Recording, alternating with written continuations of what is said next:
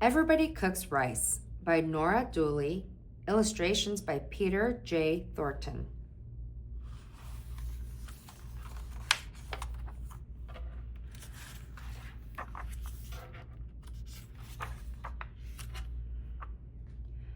My stomach was grumbling. Mom was cooking dinner, and I couldn't wait to sit down and eat. Carrie, will you go out and find Anthony? Dinner is almost ready. Mom is always asking me to look for Anthony. He's my little brother, and he's such a moocher. If he's not playing ball or hopscotch, he's at a neighbor's house tasting their dinner. I walked outside and looked up and down the street. I couldn't see Anthony anywhere, so I went over to Mrs. Darlington's house. Anthony and I call her Mrs. D. She's our next door neighbor. Mr. and Mrs. D are from Barbados.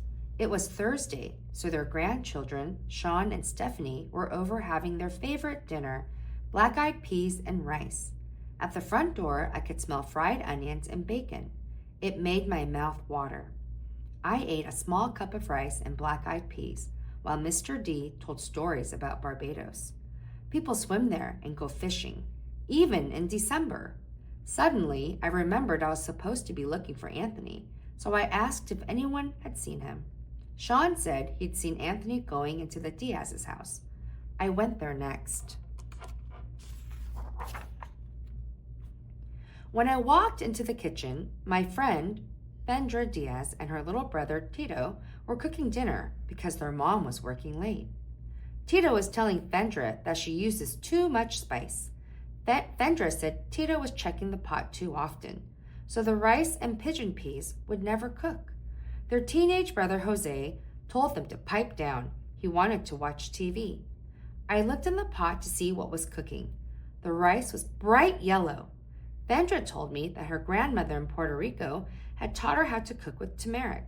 Turmeric makes rice yellow. Tito gave me a taste from the cooking spoon.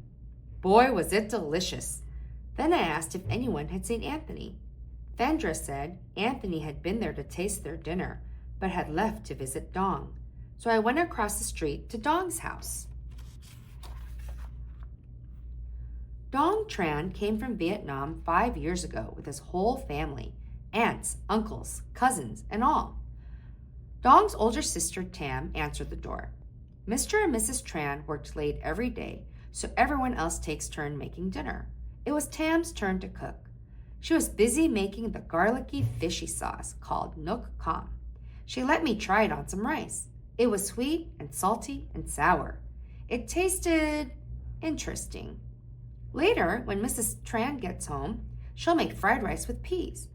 When Mr. Tran gets home, everyone will sit down and eat together. When I asked if anyone had seen my brother, Dong said Anthony had been helping Mrs. Hua and Mei Li with their groceries. The Huas lived on the corner, so I started to walk up the street. Carrie, wait up, someone called. It was my friend, Rajat. He was carrying 3 round metal boxes all clipped together. Something inside smelled delicious, so I asked him what it was. Rajat said his parents were working at their video and gift shop, so he was bringing them leftovers in a tiffin carrier.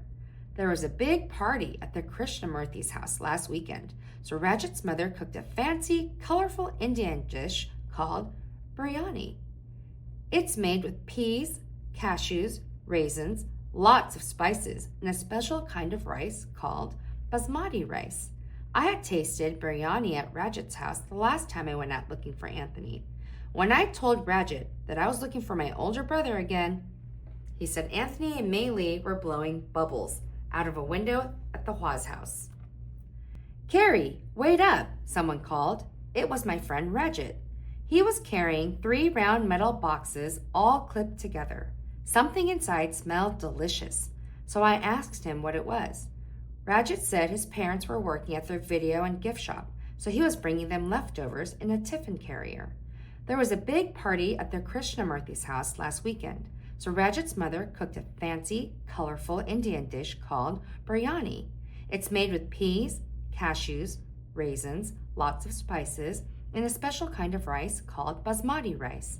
I had tasted biryani at Rajat's house the last time I went out looking for Anthony. When I told Rajat that I was looking for my brother again, he said Anthony and Mei Li were blowing bubbles out a window of the Hua's house.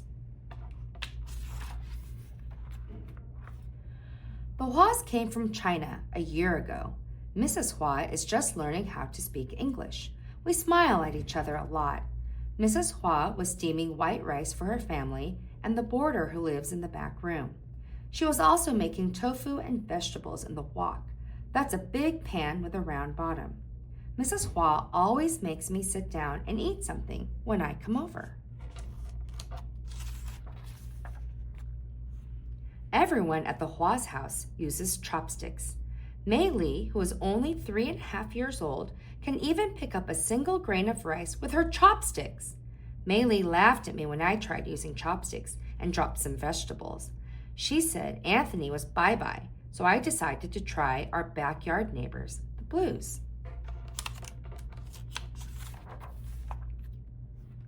The Blues are from Haiti. Their cat just had kittens, so Anthony wanders over there a lot. Mrs. Blue teaches English at the community center. We get to call her Madame Blue. Madame Blue speaks 3 languages, French, English, and Creole. When I walked in, Madame Blue was making a Creole-style Haitian dinner. It had hot peppers, chives, red beans, and you guessed it, rice. Monsieur Blue works 2 jobs, so he won't get home till late. Madame Blue says the pot will stay on the stove and the rice will get tastier and spicier. Adeline and Jean-Marie Blue came home for dinner on their break from their after-school jobs at the grocery store. They helped themselves to bowls of rice and beans from the pot and gave some to me. I thought my mouth was on fire. Jean-Marie teased me when I gulped some water. It was getting late and I still hadn't found Anthony. Adeline said she had seen him with a kitten in his arms climbing the fence to our yard. I said thanks and au revoir, that means goodbye, and hurried home. When I walked into the house, Anthony was showing the kitten to our baby sister Anna. He was explaining to Mom that he was only borrowing the kitten. Mom was putting dinner on the table.